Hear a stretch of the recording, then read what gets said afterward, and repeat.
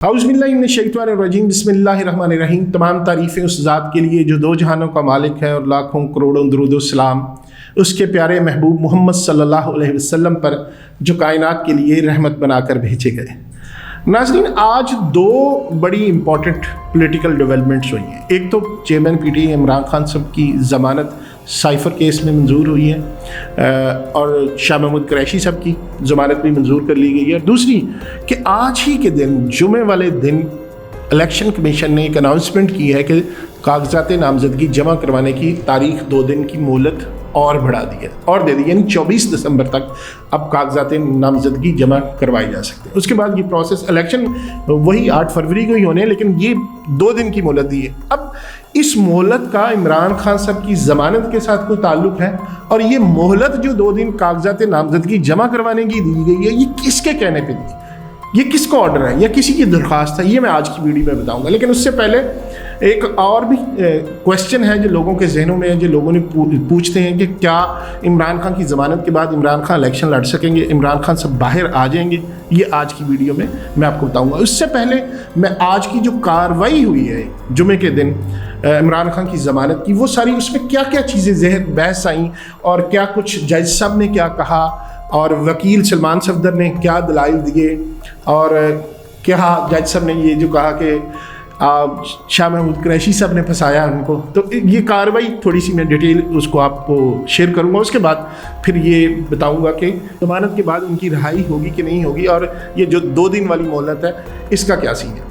तो जुमे को नाज़रीन साइफ़र केस में इमरान खान और शाह महमूद कुरैशी की दरख्वास्त ज़मानत पर समाअत कायम मकाम चीफ जस्टिस सरदार तारक मसूद की सरबराही में 3 रुकनी बेंच ने की। जस्टिस मंसूर अली शाह और जस्टिस अतर मिनल्ला बेंच का हिस्सा है। दौरान समाअत कायम मकाम चीफ जस्टिस तारक मसूद ने रिमार्क्स दिए कि वज़ीर ख़ारजा शाह महमूद कुरैशी ने साइफ़र के मामले पर इमरान खान को फंसाया और ख़ुद तमाशाई बन रहे।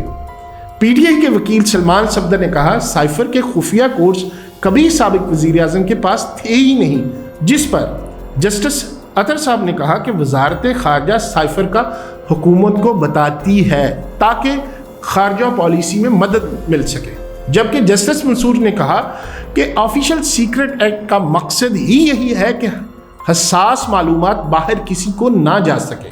सफारती मालूमात भी हसास होती हैं लेकिन इनकी नौइयत मुख्तलिफ होती है। वकील सलमान सफदर ने कहा कि अमेरिका में पाकिस्तानी सफ़ीर असद मजीद ने साइफ़र हसास तरीन दस्तावेज़ के तौर पर भेजा था, जिस पर जस्टिस मंसूर अली शाह ने कहा कि इस बात पर तो आप मुत्तफिक हैं कि हसास मालूमात शेयर नहीं की जा सकती।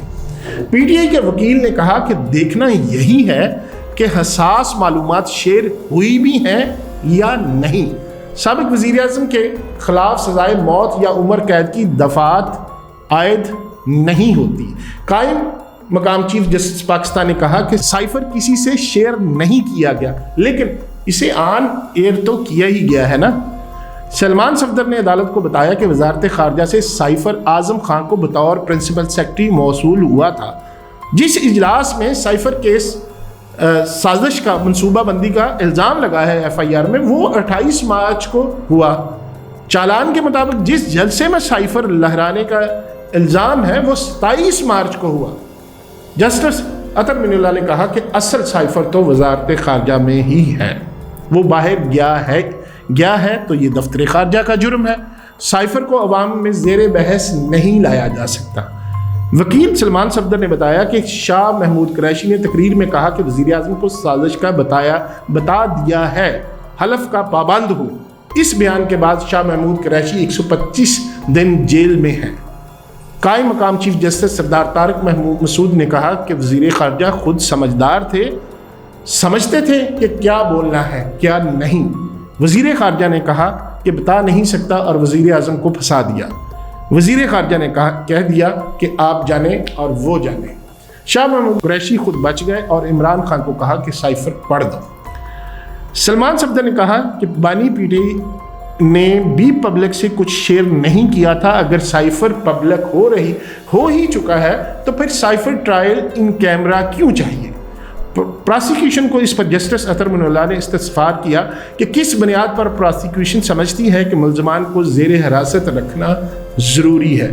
سپریم کورٹ نے فریقین کے وکلا کے دلائل سننے کے بعد عمران خان اور شاہ محمود قریشی کی درخواست منظور کرتے ہوئے کہا کہ اس وقت معاملہ عمران خان کا نہیں بلکہ عوامی حقوق کا ہے۔ جسٹس منصور علی شاہ نے پوچھا کہ پاکستان امریکہ تعلقات خراب ہونے سے کسی اور ملک کو فائدہ ہوا ہے؟ اس کی تفتیش کیسے ہوگی؟ تعلقات خراب کرنے کا تو ایف آئی آر میں ذکر ہی نہیں۔ جسٹس اطہر من اللہ نے کہا کہ کیا وزرائے اعظم کو وقت سے پہلے باہر نکالنے سے ملک کی جگ ہسائی نہیں ہوتی؟ کیا وزرائے اعظم کو وقت سے پہلے ہٹانے پر بھی آفیشل سیکرٹ ایکٹ لگے گا؟ پراسیکیوٹر راجہ رضوان عباسی نے کہا کہ سائفر سے انڈیا سمیت دنیا میں جگ ہسائی ہوئی۔ عدالت آرٹیکل 184/3 کے تحت فوجداری مقدمے کو نہیں دیکھ سکتی، جس پر جسٹس منصور علی شاہ نے کہا یہ کیسے ہو سکتا ہے کہ سپریم کورٹ ضابطۂ فوجداری کی بنیاد پر بنیادی حقوق نہ دیکھ سکے۔ وکیل شاہ خاور نے کہا کہ عدالت کا اختیار ہے کہ بنیادی حقوق دیکھے، جس پر جسٹس منصور علی شاہ نے کہا اسد مجید کے بنیاد میں کہیں نہیں لکھا کہ کسی دوسرے ملک کو فائدہ پہنچا ہے۔ عدالت سائفر پبلک کرنے کو درست قرار نہیں دے رہی، لیکن بات قانون کی ہے۔ سزائے موت کی دفعات عائد کرنے کی بنیاد کیا ہے وہ واضح کرے۔ ابھی تک کسی گواہ کے بیان سے ثابت نہیں ہو رہا کسی غیر ملکی طاقت کو فائدہ ہوا ہے۔ جسٹس اطہر من اللہ کا کہنا تھا کہ ایک طرف آپ کہتے ہیں کہ مقدمہ ان کیمرہ چلے گا، لیکن گواہان کے بیان پڑھنا شروع ہو گئے ہیں، جس پر پراسیکیوٹر رضوان عباسی نے کہا کہ انڈیا میں سائفر لہرانے پر بہت واویلا ہوا۔ جسٹس اطہر من اللہ نے کہا کہ کل بلوچ فیملی کے ساتھ جو ہوا اس پر کیا کچھ واویلا نہیں ہوا ہوگا، جس پر پراسیکیوٹر رضوان عباسی نے کہا کہ دو طرفہ تعلقات متاثر ہونے سے دشمن کو فائدہ ہوگا۔ بعد ازاں عدالت نے عمران خان اور شاہ محمود قریشی کی درخواست ضمانت منظور کرتے ہوئے انہیں مچلکے جمع کروانے کا حکم دے دیا۔ اس کیس میں ہائی کورٹ نے، آپ کو یاد ہوگا کہ پہلے ہی عمران خان کی ضمانت درخواست تھی جو وہ ریجیکٹ کر دی تھی۔ سپریم کورٹ کے باہر میڈیا سے گفتگو کرتے ہوئے عمران خان کے وکیل سلمان صفدر کا کہنا تھا کہ ابھی شارٹ آرڈر ملا ہے اور 4 گھنٹے دلائل کے بعد ہمیں ضمانت ملی ہے کہ سائفر کیس ابھی میں اب کچھ نہیں رہ گیا۔ یہ سلمان صفدر کا کہنا ہے جو انہوں نے میڈیا سے باہر بات کی تھی۔ 13 دسمبر کو سائفر کیس میں پاکستان تحریک انصاف کے سابق چیئرمین اور سابق وزیر خارجہ شاہ محمود قریشی پر فرد جرم عائد کر دی گئی تھی۔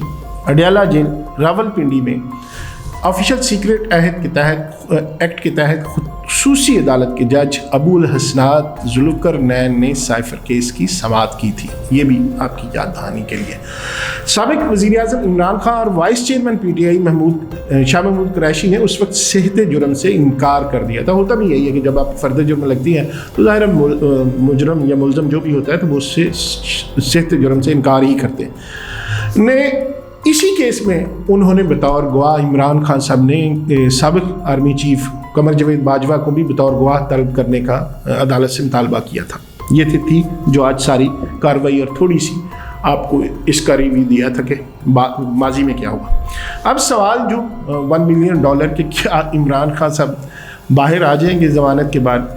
ایک تو اس میں یہ ہے کہ توشہ خانہ کیس میں ان کی گرفتاری ہے، دوسرا کیس ہے 190 ملین پاؤنڈ والا، اس میں بھی ان کی گرفتاری ہے۔ تو اگر تو حکومت، موجودہ حکومت لیول پلینگ فیلڈ دے اور یہ سمجھے کہ یہ الیکشن پہ کوئی سوالیہ نشان نہ اٹھے اور سب جماعتوں کو ایکول رائٹ ہو الیکشن لڑنے کا، تو پھر تو ہو سکتا ہے عمران خان صاحب باہر آئیں، جو بظاہر نظر نہیں آ رہا، کیونکہ اس کے علاوہ بھی عمران خان کو تقریباً 150 کے قریب مقدمات ہیں، تو گرفتاری تو کسی میں بھی ڈالی جا سکتی ہے۔ باہر آنے کا ایک ہی صورت ہے کہ حکومت اور اسٹیبلشمنٹ اگر یہ سمجھے کہ الیکشن متنازع نہیں بنانے اور یہ ایک فیئر اینڈ فری الیکشن ہونے ہیں تو پھر تو ممکن ہے۔ دوسری اسی کیس میں شاہ محمود قریشی صاحب ہیں، ان کی بھی ضمانت ہو چکی، ان کی کسی اور مقدمے میں گرفتاری نہیں ہے، وہ پاسبلٹی ہے کہ وہ باہر آ جائیں اور الیکشن بھی لڑ سکیں۔ इमरान खान साहब तो आपको जैसे पता है कि पहले ही नाहल हो चुके हैं, उसको अदालत ने नाहल किया हुआ है तोशाखाना केस में, तो वो मुश्किल है उनका इलेक्शन लड़ना। और दूसरी जो शुरू में मैंने बात की थी कि आज ये कोई रेलेवेंस तो नहीं है आज की डेट में कि इमरान खान की ज़मानत का होना और उसी डेट को 2 दिन की तारीख आगे बढ़ाना। तो एक दोस्त ने सवाल किया था कि यार हो सकता है कि ये वो मामला तय पा गए हों, तो आपके ज़हन में यकीनन ऐसे सवालात होंगे। तो वो थोड़ी सी बात ये है कि जो रिक्वेस्ट पे 2 दिन आगे बढ़ी है, ये रिक्वेस्ट की थी, दरख्वास्त दी थी मुस्लिम लीग नून ने, MQM ने और JUIF ने। ये इन जमातों ने इलेक्शन कमीशन में दरख्वास्त दी थी कि उनको थोड़ा वक्त और दिया जाए कागजात नामजदगी जमा करवाने के लिए, जिसकी बुनियाद पर ये आज अलामिया जारी किया गया और 2 दिन की मोहलत और दी गई है। पॉलिटिकल हालात से इंशाल्लाह आपको अगली वीडियोज़ में आगाह करता रहूँगा। अब तक के लिए इतना ही। खुदा हाफ़िज़।